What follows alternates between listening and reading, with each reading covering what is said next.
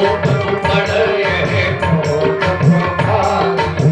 सो प्रभु पढ़ यह कौतुक भारी, सो प्रभु पढ़ यह जाके सहज श्वास सुधि चारी, जाके सहज श्वास। चारों वेद जिनकी कृपा से निकले उन्हें पढ़ने की कोई जरूरत है, लेकिन प्रभु ने विचार किया ये संसार के जीव सब हमारे द्वारा बनाई गई मेड़ मर्यादा पर चलेंगे, समझना। और अगर हम ही विद्यालय में गुरुकुल में पढ़ने न गए तो सब कहेंगे कि जब भगवान ही नहीं पढ़े तो हम काहे पढ़े। इसलिए मेड़ मर्यादा बनाने के लिए हमारे प्रभु राम और प्रभु कृष्ण पढ़ने गए, लेकिन भगवान कृष्ण ने तो गुरुदेव से हाथ जोड़ लिए। 64 दिन के उपरांत कहा, प्रभु आपने सब कलाएं सब विद्याएं हमें सिखाई, लेकिन आपने ही हमें बताया है गुरु बिन भव निधि तरे न कोई, जो विरंची शंकर सम होई। आपने हमें सिखाया है, लेकिन हमारा कर्तव्य क्या है? आपको दक्षिणा देकर हम प्रसन्न करें। देखो समझे, शिव महापुराण में वर्णित है, दक्षिणा विरहितम यज्ञम तामसम परिचक्षते। यज्ञ के बाद आचार्य को दक्षिणा श्रद्धा से न दी जाए तो वो यज्ञ तमोगुणी यज्ञ, तामस यज्ञ हो जाता है। ऐसा शिव महापुराण में लिखा वेदव्यास जी ने। और भगवान कृष्ण आज अपने गुरु सांदीपनी जी से कह रहे, गुरुदेव आपने ही हमें बताया है जिन गुरु से शिक्षा लो, जिनसे दीक्षा लो। देखो हमारे आपके 2 गुरु हैं। वैसे तो जीवन में कई गुरु प्राप्त होते हैं, माता पिता भी गुरु हैं, माता पिता देवता भी हैं, लेकिन 2 गुरु कौन कौन? एक तो है शिक्षा गुरु, जिन्होंने हमें पढ़ाया लिखाया, संसार की शिक्षा हमें दी, भले बुरे की पहचान करना बताया। और एक गुरु है दीक्षा गुरु, जिनसे हमने कान में मंत्र सुना, वो है हमारे दीक्षा गुरु। जैसे हम आप ब्राह्मण बंधु यदि हैं तो यज्ञोपवीत जनेऊ जब हमारा होता है संदीप भैया, तो मान्य पक्ष के किसी जीजा फूफा के द्वारा हमारे आपके कान में मंत्र सुनाया जाता है। या मौके पर कोई नहीं आ पाया तो जो पंडित जी जनेऊ करा रहे हैं उन्हीं से कान में मंत्र ले लिया। तो ये कोई साधारण मंत्र आप ना माने, जनेऊ में जिसके द्वारा कान में मंत्र सुना गया है वही हमारे गुरु हैं वास्तविकता में। ये कोई साधारणतया बात आप ना समझे कि जीजा जी ने मंत्र सुना दिया होगा, वो हमारे गुरु हैं, शिक्षा गुरु और दीक्षा गुरु जो कान में मंत्र दे। लेकिन आप बता रहे हो जिन गुरु से शिक्षा लो या जिससे दीक्षा लो, ज्ञान लो, उसे दक्षिणा अवश्य देनी चाहिए। गुरु जी हम सर्वगुण संपन्न हैं, हमारे पास कोई कमी नहीं है, आप जो चाहो सो हमसे मांग लो। अच्छा ऐसा कहने वाला भी तो कोई हो कि आप कहो तो हम सब पूरा कर दें। लेकिन बाजी बाजी शिष्य यही सोचते हैं कि जाने गुरु जी क्या मांग बैठे, पहले ही से महाराज बस इतने ही है। लेकिन धन्य है शिष्य हो तो भगवान कृष्ण जैसे, आखिर ब्रह्म है, क्या कमी उनके पास। गुरु जी आप बताओ क्या आपको दे दें। गुरु जी ने मन में विचार किया, जिस बालक ने 64 दिन में 64 विद्याएं ग्रहण कर ली, ध्यान देना हम आखिर ये कोई साधारण बालक तो होगा नहीं, ऐसा इससे दक्षिणा में धन मांगे जिसकी हमें बहुत आवश्यकता हो। भगवान बोले गुरु जी मांग लो, तो एक ही वचन कहा, पुनर्दत्तः मम पुत्रा। एक मेरा पुनर्दत्त नाम का पुत्र था, अपने मित्रों के संग, देखो समझे हम आप, अपने मित्रों के संग समुद्र तट पर, देखो मैया ध्यान रखना, जाई तरफ आ जाओ रस्सी, अभी आप दो लोग बैठी हो, फिर और बढ़ जाएंगे देख के आपको। हाँ आ जाओ, थोड़ी बढ़ जाओ अंदर। बोलिए संत भगवान की। पुनर्दत्त नाम का मेरा बेटा समुद्र तट पर खेलने गया और तब से आज तक लौट कर नहीं आया। हे कृष्ण, हे कन्हैया, आप तो सब कुछ करने में समर्थ हो, आप हमारे पुत्र को हमें दक्षिणा में दे दे। अब बताओ, गुरुजी ने ऐसी दक्षिणा मांग ली जो संसार का कोई साधारण बालक तो दे नहीं पाएगा। कहे समुद्र में डूबकर जो पुत्र समाप्त हो गया, वो पुत्र कैसे जीवित करके मिल जाता। लेकिन भगवान ने हाथ जोड़े और कहा, गुरुजी मैं निश्चित से पूरा करने का प्रयास करूंगा, लेकिन गुरुजी यदि कहीं मैं आपका पुत्र दक्षिणा में न दे पाया तो गुरुजी बोले, एक वचन पूरा करने के लिए तुमने कहा है कि मैं गुरु ऋण से मुक्त होना चाहता हूं, मेरे पुत्र रूप में हे कन्हैया तुम ही हमारे पास रहने लगना। भगवान मन ही मन हंसे, दाऊ जी से इशारा किया, मुझे एक बार जिसने प्राप्त कर लिया उसने मुझे छोड़ना नहीं चाहा। जेल खाने में मैं अवतार लेकर आया, वसुदेव जी सूप में लिटाकर हमें लेकर चले। मैया देव की बड़े बड़े आंसू रोने लगी, कन्हैया कहां जा रहे हो, हे लाल ठहर जाओ। और जब मैं पहुंचा गोकुल में, 9 वर्ष 10 वर्ष 11 वर्ष तक मैं रहा, लेकिन जब वहां से चला तो गाय बछड़े यशोदा मैया नंद बाबा गोपी ग्वाले सब रोए, वहां से भी कोई जाने नहीं देना चाहता था। और अब गुरुजी के पास आए केवल 64 दिन हुए और ये 64 दिन में ही इतना प्रेम मान रहे हैं कि हमें छोड़ना नहीं चाहते। गुरुजी ने यही विचार किया, मृत पुत्र को भला ये कन्हैया कैसे जीवित करेगा, पुत्र जीवित कर नहीं पाएगा, और गुरु ऋण से ये मुक्त होना चाहता है, तो गुरु ऋण से मुक्त होने के कारण ये मेरे ही पास रहने लगेगा। देखो एक बात विशेष तौर पर हम आप ध्यान दें संदीप भैया, हमारा आपका जन्म हुआ, चाहे हम हो या आप हो, संसार में कोई भी पुरुष जीव हो, 3 ऋण जन्म से ही हमारे आपके ऊपर है। 3 ऋण कौन कौन? माता का ऋण, पिता का ऋण और गुरु का ऋण। ये तीनों ऋण हमारे आपके ऊपर हैं।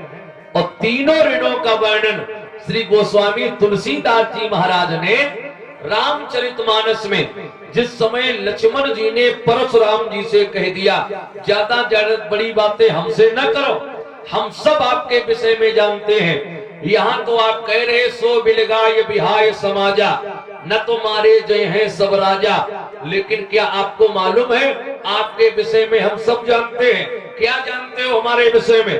तो एकदम लक्ष्मण जी ने कह दिया, मातहि पितहि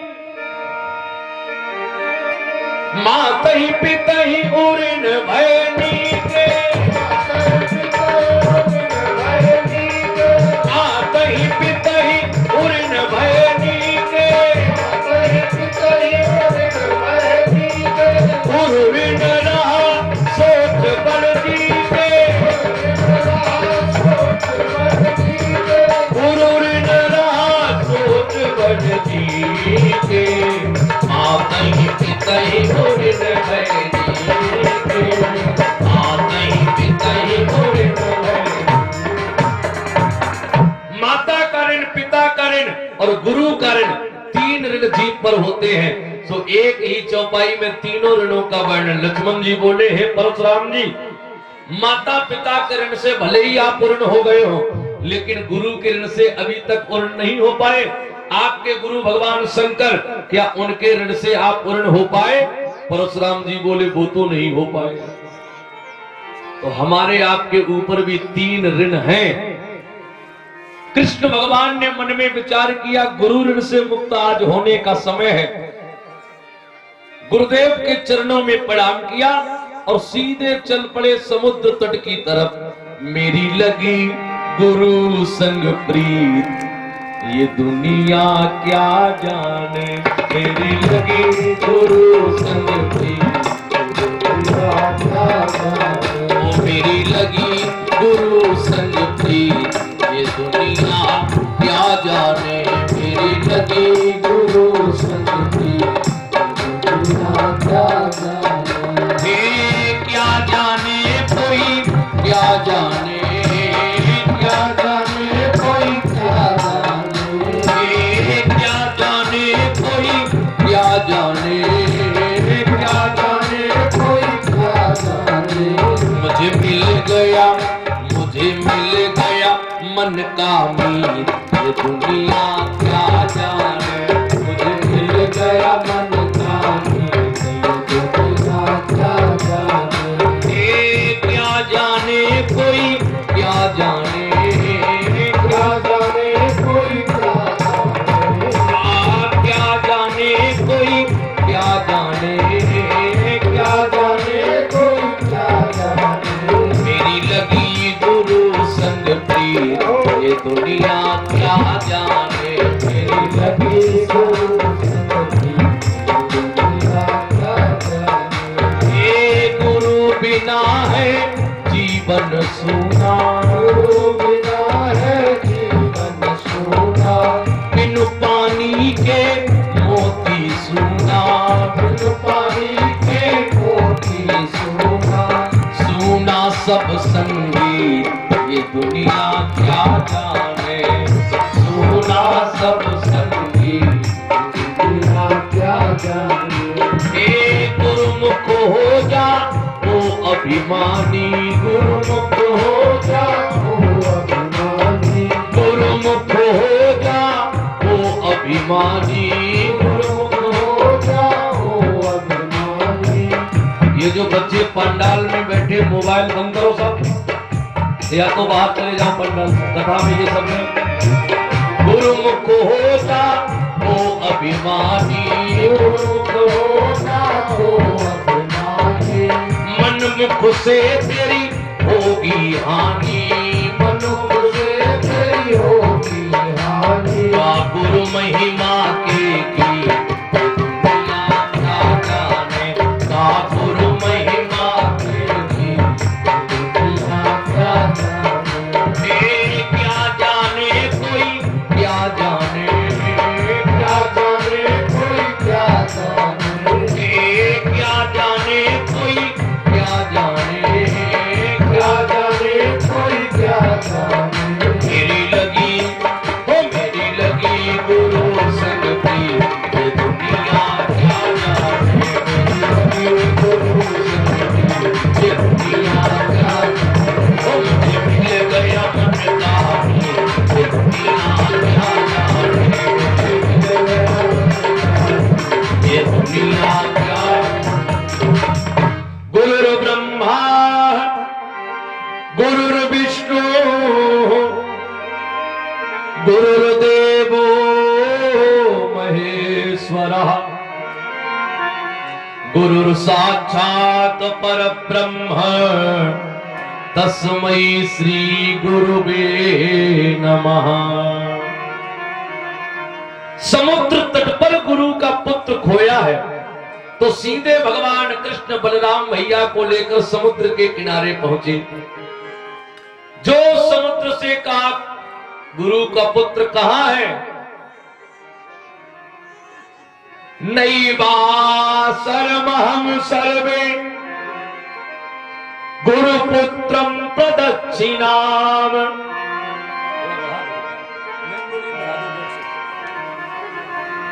गुरुपुत्रम, गुरुदेव का पुत्र हे सागर राज कहां है। कहां है गुरु का पुत्र। समुद्र ने जो प्रभु की वाणी से निकले शब्द सुने, पूजन की थाली हाथ में लेकर प्रकट हो गया। भगवान के तिलक किया, अक्षत चढ़ाए और पुष्पमाल अर्पित करने लगा। हे प्रभु हमें क्षमा कर दो। ऐसा लगता है जैसे मानो समुद्र भी प्रभु से भयभीत है। समुद्र भी भगवान से डरा हुआ है। अरे काहे डरा हुआ ना हो, द्वापर युग है और त्रेता युग में जिस समय भगवान रामचंद्र जी महाराज इसी समुद्र के तट पर हाथ जोड़कर बैठे थे कि थोड़ा मार्ग दे दो जिससे कि हम और हमारी सेना लंका तक पहुंच जाए। लेकिन समुद्र ने सोचा ऐसे जाने कितने राजा के बेटा हमसे रोज आग्रह करेंगे। आज दशरथ नंदन राम आग्रह कर रहे, कल और कोई नंदन आ जाएंगे। अरे किस किस को रास्ता देंगे, हमें रास्ता नहीं देनी। विनय न मानत जलधि चले, गए 3 दिन बीत, बोले राम सकोप तब, भय बिनु होत न प्रीत। 3 दिन तक हमारे राम जी बैठे रहे। लक्ष्मण को बड़ी गुस्सा आए, ये क्या राजपुत्रों का लक्षण है, ये क्षत्रियों का लक्षण है। हम रघुवंशी क्षत्रिय हैं, वीर हैं, बल पौरुष वाले हैं। आप अगर आज्ञा दे दो तो अभी ये समुद्र मार्ग दे देगा। राम जी बोले नेक सधो विनती कर लेने दो। लेकिन जब 3 दिन बीत गए तो राम जी को क्रोध आ गया। ऐ लक्ष्मण, तुम्हारा वचन बिल्कुल सत्य था, ये जल बुद्धि वाला समुद्र ऐसे मानने वाला नहीं है। जाओ लक्ष्मण, मेरा अग्निबाण लेकर आओ, एक ही बाण में समुद्र को सुखा दूंगा। लक्ष्मण बाण सरासन यान, सोखौ बारिधि बिसिक क्रसान। जो राम जी ने कहा लेकर आओ बाण, हा समुद्र भयभीत हो गया। अब तो मरना पड़ेगा, जय हो, अब तो मरना ही पड़ेगा, अब तो जाना पड़ेगा, क्या करें। सो एकदम समुद्र प्रकट हो गया। और कैसे प्रकट हुआ, हाथ जोड़कर प्रभु क्षमा कर दो, क्षमा कर दो, बाण मत चला देना, भस्म हो जाएंगे। महाराज ये नियम भी तो आप ही के द्वारा बनाया हुआ है, ये मेड़ मर्यादा सब आपके ही द्वारा बनाई हुई है। और आप ही यदि क्रोधित होकर बाण चलाकर हमें भस्मित कर देंगे तो महाराज संसार की मर्यादा फिर कैसे रह जाएगी। ना ना प्रभु, बाण मत चला देना। लक्ष्मण जी बोले अब आया होश में। 3 दिन से हमारे प्रभु आग्रह कर रहे, निवेदन कर रहे, और तुम अकड़ में बैठे थे, हैं? ऐसे नहीं। अब राम जी मुस्कुराने लगे, ये बड़े सरल हैं। आखिर मर्यादा तो इनके बराबर किसी ने रखी ही नहीं पाई। वास्तविकता में राम जी का चरित्र मैं तो कह देता हूं, कहा भी था मैंने, हमें निज धर्म पर चलना। बोलिए बांके बिहारी लाल की। स्वागत है महाराज जी का इस कथा में। बोलिए भागवत महापुराण की। हमें निज धर्म पर चलना सिखाती रोज रामायण, सदा शुभ आचरण करना बताती रोज रामायण। जिन्हें संसार सागर से उतर कर पार जाना है, उन्हें सुख से किनारे पर लगाती रोज रामायण। कहीं छवि विष्णु की बाकी, कहीं शंकर की है झांकी, हृदय आनंद झूले पर झुलाती रोज रामायण। रामचरितमानस, अरे पूरा चरित्र ही जीवन में धारण करने योग्य है। आहा, समुद्र बोला महाराज क्षमा कर देना। अब आपसे हम क्या कहें, क्या निवेदन करें, आपको हम मार्ग बता सकते हैं। नाथ नील नयन कपिदो भाई, नाथ नील नयन कपिदो भाई, नाथ नील नयन कपिदो भाई, नाथ नील नयन कपिदो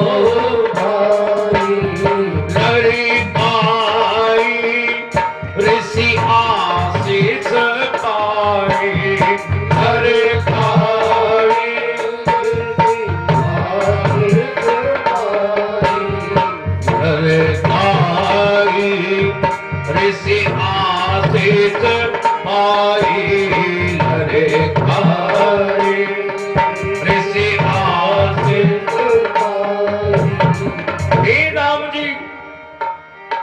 नल और नील नाम के दो भाई हैं जिनके छूने से पत्थर तैर जाता है। वहां भी समुद्र ने मार्ग बताया और यहाँ कृष्ण भगवान को भी समुद्र ही मार्ग बता रहा। दोनों में बड़ी समानता है। और भागवत जी की कथा और राम कथा में सब समानता ही समानता है। इधर भागवत जी का श्लोक पढ़ते जाओ और अर्थ के रूप में उधर चौपाई लेते जाओ। बिल्कुल सटीक वर्णन दोनों का दिया है। कई ऐसे प्रमाण हिरण्यकशिपु ने जब कह दिया था यत्र यत्र दुजा गावो वेदा वर्णा श्रया क्रिया तम तम जनपदम यात संदीपयत वृश्चित। जहां द्विज मिले, जहां गाय मिले, जहां वर्णाश्रम धर्म का पालन करने वाले आश्रम दिखाई पड़े, जहां लंबे लंबे तिलक लगाए पंडित जी दिखाई पड़े, जहां गौशाला दिखाई पड़े, वहां पर संदीपयत वृश्चित आग लगा दो। और द तुलसीदास जी कह रहे जही जही देश देन दुज पावो नगर गांव पुर आग लगावो। कई प्रमाण प्रहलाद जी ने कहा श्रवणम कीर्तनम विष्णु स्मरणम पाद सेवनम अर्चनम वंदनम दास्यम सख्युमात्म निवेदनम। तो इधर राम जी ने सुना दिया प्रथम भगति संतन कर संगा दूसर रति मम कथा प्रसंगा। वहां श्लोक में नवदा भक्ति, यहाँ चौपाई। तो इतना सरस और सरल करके हमारे श्री गोस्वामी जी तुलसीदास जी महाराज ने हमारे सनातन धर्म को इतना आगे बढ़ाने का प्रयास किया। जो कथा को न समझ पाए, जो अक्षर का ज्ञान भी जिसे ना हो, वो भी रामचरितमानस पढ़ने लगते हैं। देखो समझना बहुत बड़ी बात है ये। अक्षर का ज्ञान जिसे हो, जो शब्द बना ले वो पढ़ ले तो कोई बड़ी बात नहीं। ऐसे मैंने अपने जीवन में कथा काल में जाने कितने ऐसे भक्त देखे, अक्षर का भी ज्ञान जिसे नहीं। कोई किताब दे दो बोले महाराज हम पढ़ नहीं पाते, लेकिन रामचरितमानस की चौपाइयां खटाखट पढ़ते चले जाते। जाने कहां से राम जी की कृपा आती है भाई, इतनी कृपा उनकी। ये सरस भी बहुत है, सरल भी बहुत है। एक संत से किसी ने कहा तुलसीदास जी ने ये क्या हिंदी में लिख के रख दिया। हमारे धर्म शास्त्रों में 18 पुराण संस्कृत पाली में दिए गए, 6 शास्त्र दिए गए, 4 वेद दिए गए। इन वेद पुराण शास्त्रों के आगे रामचरितमानस को कौन जानेगा, कौन पहचानेगा, इसे कौन समझेगा। तो संत भी बड़ा हास्य विनोद करने वाले थे। बोले आपको कुछ पता है, संस्कृत पाली क्या हर कोई पढ़ लेगा? ये छोटे बच्चे जो आगे 3 बैठे हैं, बेटा सब पीछे चलो, पीछे चलो, पीछे नहीं, यहां नहीं, और पीछे हो जाओ पंडित जी के पीछे। तो मानोगे है नहीं, मन बिगाड़ दोगे हमारा, बातें करोगे तार कट जाएगा। बोलिए संत भगवान की।